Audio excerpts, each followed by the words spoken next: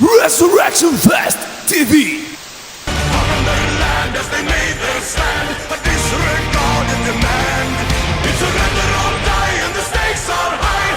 Do you think you need an introduction? Yes, I do.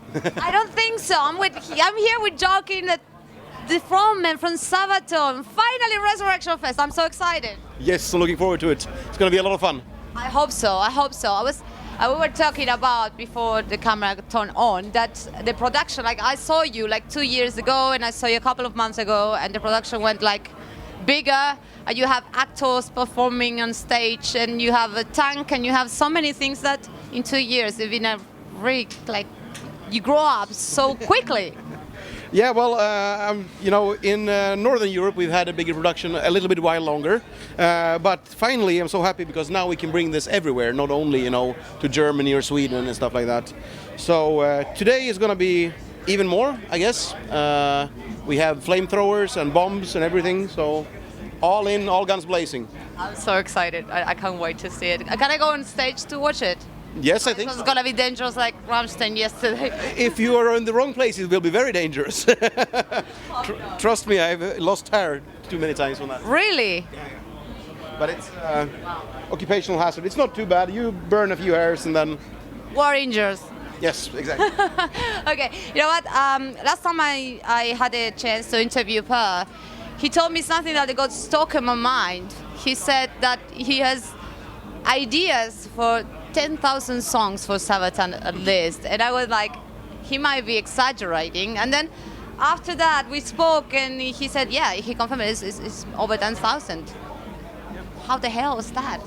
It's thanks to our fans actually, because it started, I think in 2009 was the first time we sent out a Facebook post basically and a message to our fans. Hello, every country has its own history, so stuff that's very common on the Iberian Peninsula, everybody knows, is totally unheard of in Sweden, and vice versa. Exactly.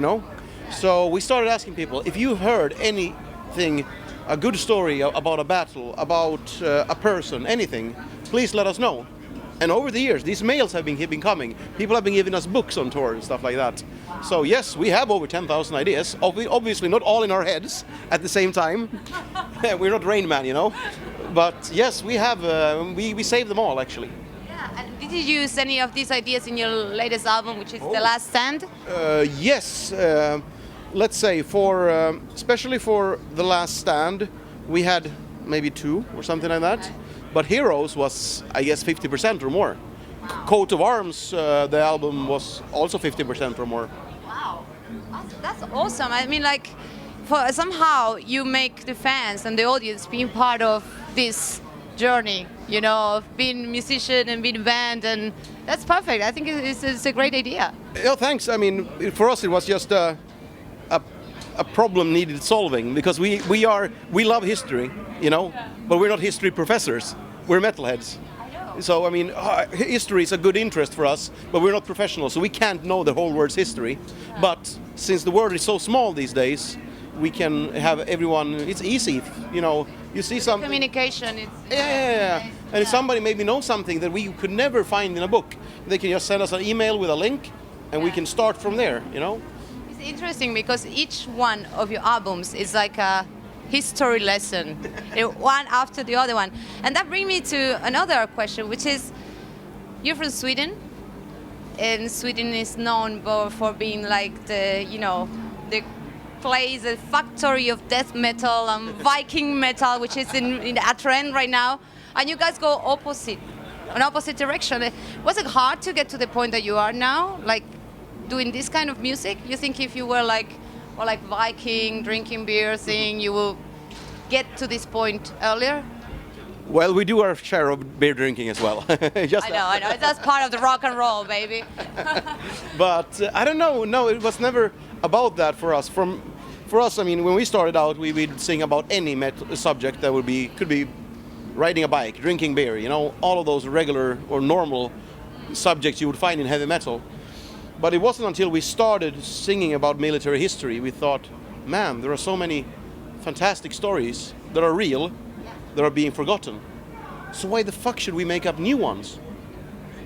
So we decided to do that, and it was not a plan that let's base our career on heavy metal history or war history. It was just like, hey, maybe we should do an album about military history. Sure, and we did. We liked it. Hey, the people who listened, it wasn't many back then. That was 12 years ago. So people liked it. We thought, maybe we should do another one. And ever since it just kept on rolling. Yeah. Wow. Well, I know that you like movies quite a lot. If you had to choose a war movie, for example, which one would be like your favorite one, and which one will be inspiration for you? I would say it's a movie, but it's a very long one. It's a 10-episode TV series called Band of Brothers. Oh yes.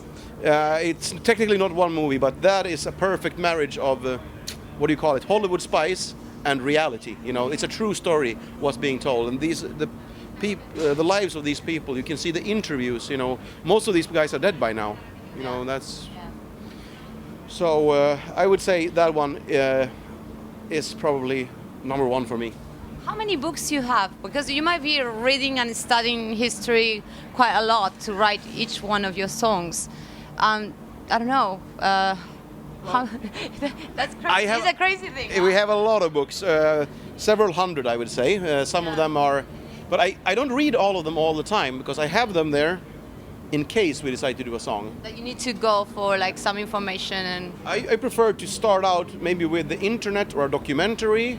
Okay. Or something like that, and see if is this a good story, because I like to learn new stuff. So I do that all the time. And if it's a good story, then I write it down, buy some books. Yeah. And then, because I don't want to do the research then. I want to do the research exactly when I'm writing the song. Because that's when you discover something new. Yeah. That's when you're most passionate about it. Yeah. It's natural. It's no matter if it's a girlfriend or a boyfriend, When are you most in love? When you just fucking met, right? And it's the same with a piece of history. So it's exactly that moment when you're like, that's when you got to discover. So when you're ready, you have the music, and then you start to open those books. And then, wow, you find out new stuff. And that's when it's perfect, because that's when you're excited about it. What about Spanish history? Oh, we've been thinking a lot about it, trust me. Because you have large amount of fans here. And it's growing very fast, that number. Yeah, I was thinking once that maybe we should do a song about the Civil War. It would be cool, but then I started to read a little bit more, and then I realized, fuck, this is not an album, not a song. It could be very controversial as well, Yeah, but trust me, we're controversial pretty much anywhere. I know. And we don't do politics or religion, we do history and what happened.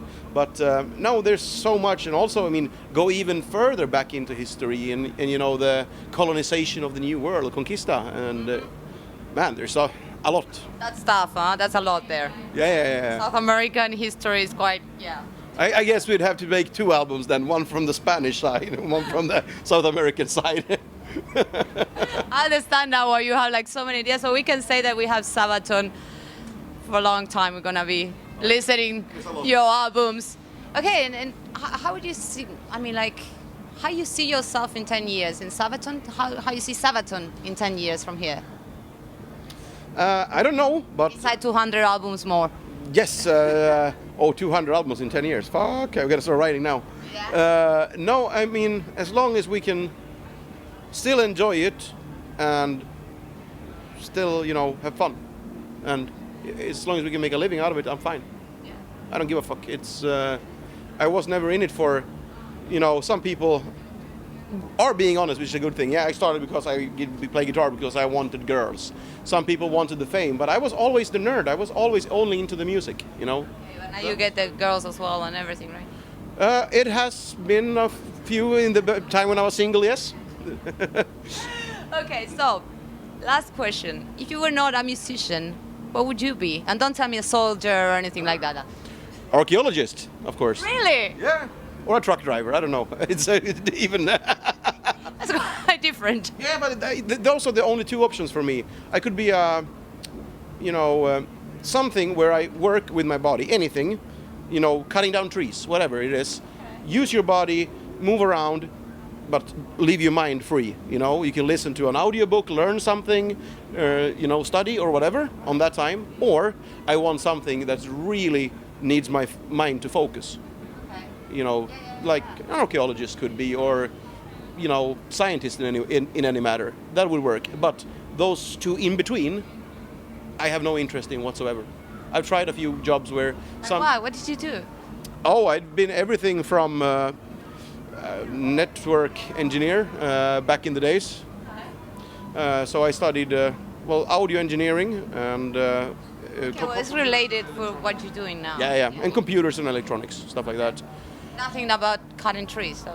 Yeah, I did that too. Yeah, really? Yeah, that's, 15, 20 years ago by now, actually. I had to work only for the summer. Okay, I need to see photos of that to believe you. No. Nobody will see pictures of that.